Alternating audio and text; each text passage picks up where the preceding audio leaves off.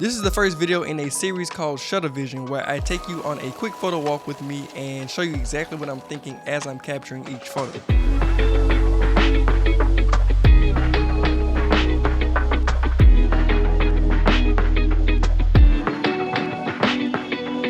My name is Erwin Marino, and I create photography and filmmaking content across all of my social media platforms. So if you enjoyed today's video, be sure to subscribe so you don't miss the next one. Starting with gear, the camera that I used in today's shoot was the Sony a7cII Mark II with the Sony 35mm f1.4 lens.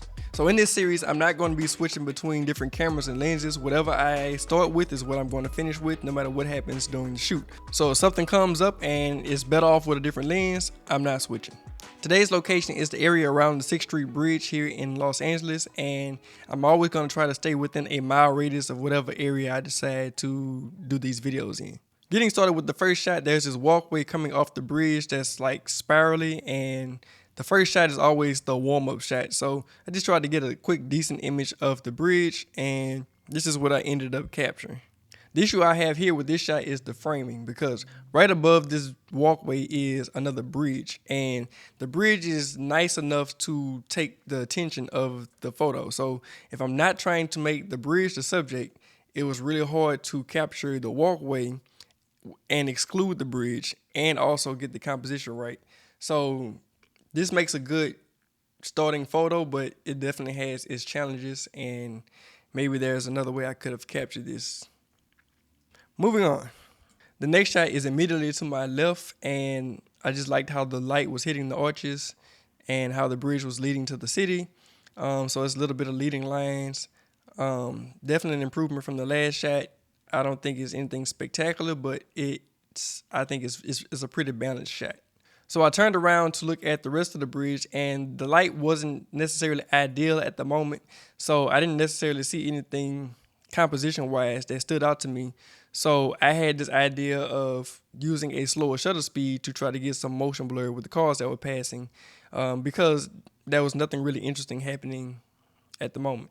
So this is really just a test shot to see how much motion blur I wanted to introduce. As you can see, the shutter speed is 1/30th of a second, and this car is blurred enough for you to know that it's moving. I did it here again just to see what I wanted the shutter speed to be, and I think ideally I was waiting on a city bus to pass by, which are these nice orange buses, and I thought that would look cool with the motion blur. Now, while I'm waiting on a bus to pass, I saw this guy sitting on the rail on the other side of the bridge, and I thought the shot was pretty cool. I didn't change my camera settings, and I took this picture, and I thought that the car in the shot also, gave a little interest, being that he's sitting still and the car's moving. And as soon as I took this shot, I realized there's a bus coming. So like all within 10 seconds, I'm trying to decide exactly what I'm going to do with this moment. And I wasn't sure on if I wanted the bus to be before the guy or after the guy. So I took both. I just took a shot before the bus got to him, which was this shot. And I took a shot after the bus had passed, because I think they both have, their own little vibe going on. So from there, I went under the bridge, and there's so much going on, so many different like structures that there has to be a shot under here. So I'm just determined to get something under the bridge. I walked through and looked at all the supporting beams, and I realized that the City Hall building was framed by one of the supporting beams under the bridge.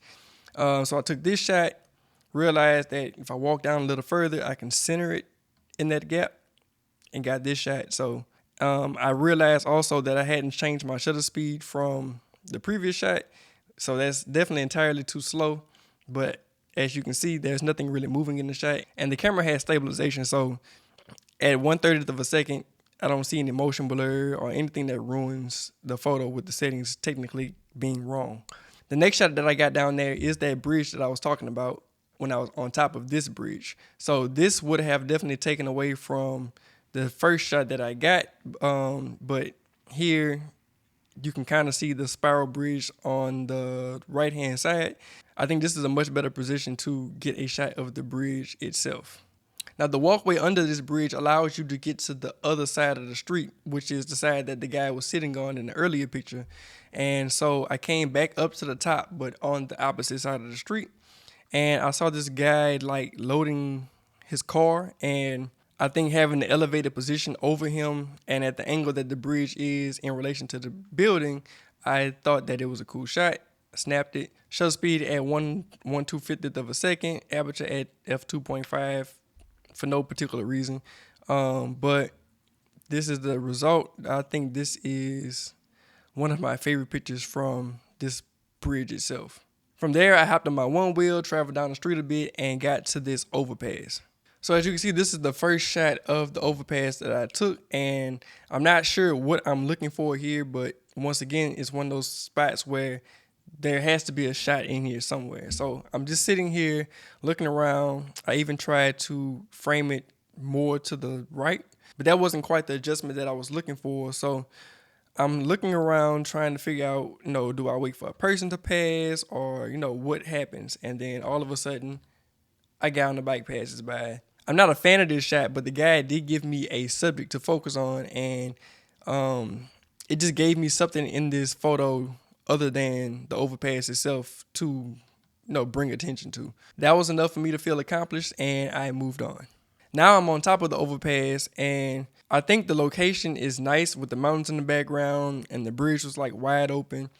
But once again, I didn't necessarily have a subject. I do like the little X they had hanging above the street, but there was really nothing here other than the road. So once again, I'm like, let's take advantage of the cars. So this time I dropped the shutter speed to 1/15th of a second, which is pretty slow.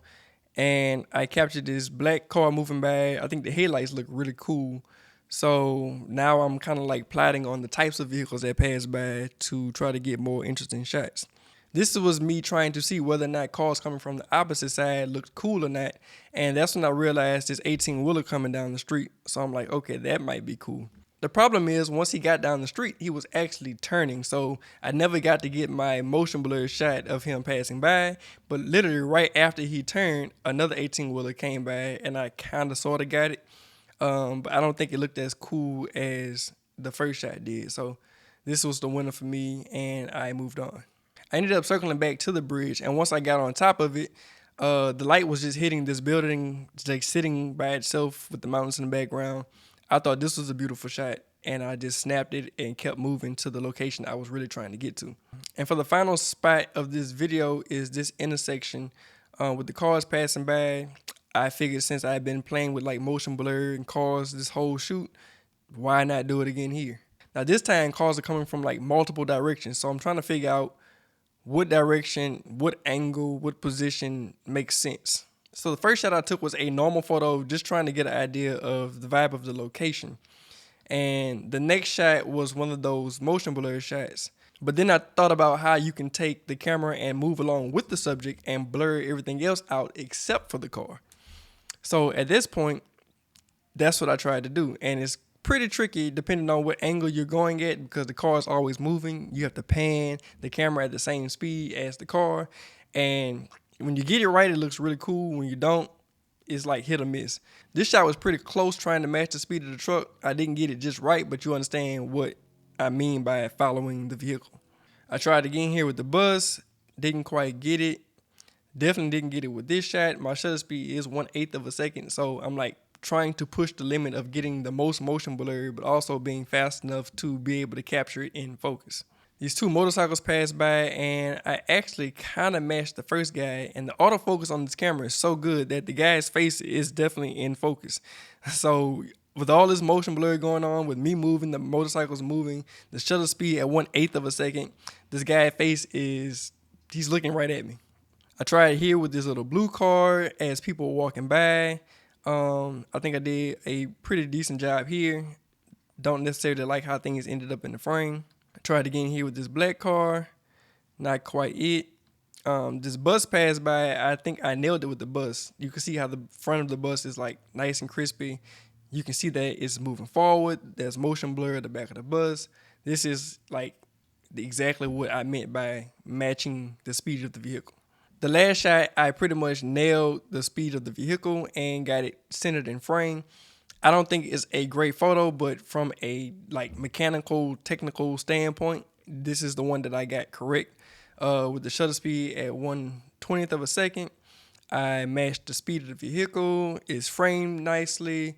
like this is what I was going for. That doesn't necessarily mean it's a visually interesting photo, but this is a proof of technique.